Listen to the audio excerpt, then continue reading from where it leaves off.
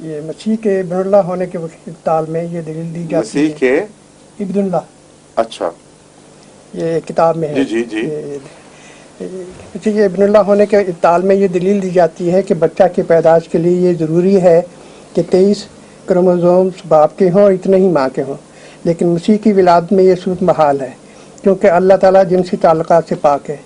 مسیحیوں کی طرف سے اس کا جواب یہ ہے: انسان کا جسم ہے، خدا کا نہیں ہے، اس لیے انسان کے جسمانی حالتوں کا خدا سے تقابل کرنا قیاس مال فارغ ہے. انسان آنکھ سے دیکھتا ہے لیکن خدا کی آنکھیں نہیں ہیں. میں سمجھ گیا ہوں، لیکن اس کا میں جواب دیتا ہوں. اس کا جواب میں اپنی اس نئی کتاب میں Christianity a journey from facts to fiction میں دے چکا ہوں.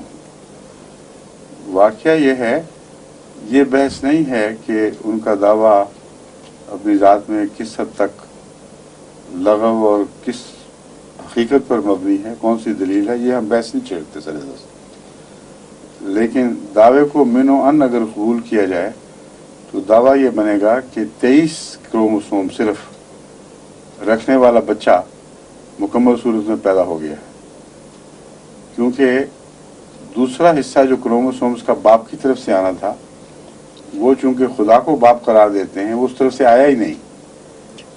اس لیے جیزس اپنی ذات میں نامکمل خدا بنا، نامکمل انسان بنا، کیونکہ وہ کہتے ہیں وہ مکمل انسان تھا اور مکمل خدا تھا.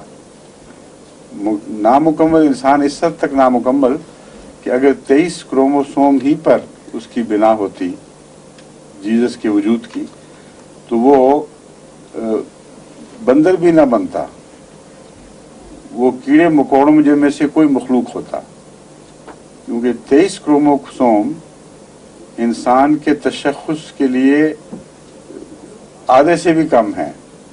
یعنی آدھے ویسے بظاہر آدھے ہیں لیکن عملاً جب 1 2 3 4 کروموسوم غائب کر دیے جائے تو اس کی تخلیق ہی بدل جاتی ہے بالکل.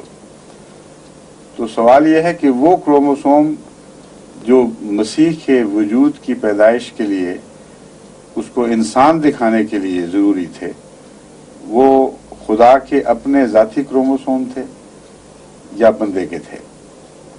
وہ بندہ پھر کون تھا؟ اور اگر وہ کہیں کہ یہ تو اللہ تعالیٰ قدرت رکھتا ہے، اس نے کروموسوم بنا دیے ہوں گے، تو ہم کہتے ہیں پھر اس کو تخلیق کہتے ہیں، اس کو بچہ نہیں کہتے. جھگڑا تو صرف یہ ہے کہ مسیح کا باپ ہے کہ نہیں. اگر یہ مانا جائے کہ مسیح کا انسانی باپ نہیں ہے تو پھر خدا کا باپ کہلانا تب ممکن ہوگا اگر خدا اس کی جسمانی کمی کو جو باپ کے بغیر بچے میں ہونی چاہیے تھی اپنی ذات سے پوری کرے. جب اس نے اپنی ذات سے پوری نہیں کی نہ ہو سکتی ہے، کیونکہ جب خدا کے کروموسوم مانیں گے تو خدا ہی غائب، تو وہ تخلیق ہے. اور تخلیق میں اگر ان کا نظریہ مان لیا جائے 100%، تو ہمیں اس پہ کوئی اعتراض نہیں کہ خدا تعالیٰ نے تخلیق کر دی ہو. جہاں تخلیق ہو گئی وہاں مسیح کے آدھے وجود کا قانون قدرت خالق خدا کے تابع بنتا ہے وہ بھی، اور آدھا وجود اس کا خدا کی خاص تقدیر سے مخلوق بنا ہے. وہ باپ بیٹے کا رشتہ پھر بھی قائم نہیں ہوتا، خالق اور مخلوق کا ہوتا ہے. اور اسی پر قرآن کریم میں زور دیا. قرآن کریم فرماتا ہے کہ خالق ہے وہ اور باپ نہیں ہے کسی چیز کا. تو یہ جو دلیل ہم دے رہے ہیں اس کو آگے بڑھاتے نہیں، وہ آنکھیں بند کر کے وہ کسی اندھیرے میں چھپنے کی کوشش کرتے ہیں، ورنہ ان کی بات میں کوئی جان ہی نہیں ہے. وہ تخلیق نہیں مانتے، وہ تجسم کہتے ہیں کہ خدا مسیح پہلے بھی تھا. مجھے پتا ہے جو وہ تجسم کہتے ہیں تو اس کا مطلب کیا ہے تجسم کا. میں نے اس بات کو بھی اس میں اٹھایا ہے تفصیل سے. ان کی ہر امکانی بھاگنے کی جگہ کا تعاقب کر کے آگے راستہ بند کیا ہے. اس کو بھی لیا ہے، اس بات کو بھی. تجسم پھر اور کس شکل میں؟ سب سے پہلی بات تو یہ ہے کہ آنکھیں کھول کر دو ٹوک اس بات کا فیصلہ ہونا ضروری ہے کہ مسیح میں ماں کی طرف سے آدھے کروموسوم ملے، باقی آدھے کہاں سے آئے؟ کہ اللہ کی ذات کے اندر کروموسوم تھے یا خدا نے پیدا فرمائے؟ اگر خدا نے پیدا کیے تو وہ مخلوق ہو گیا، خدا کا بیچ میں کہاں سے حصہ آیا؟ پھر تجسم والی بات بھی ختم ہو گئی.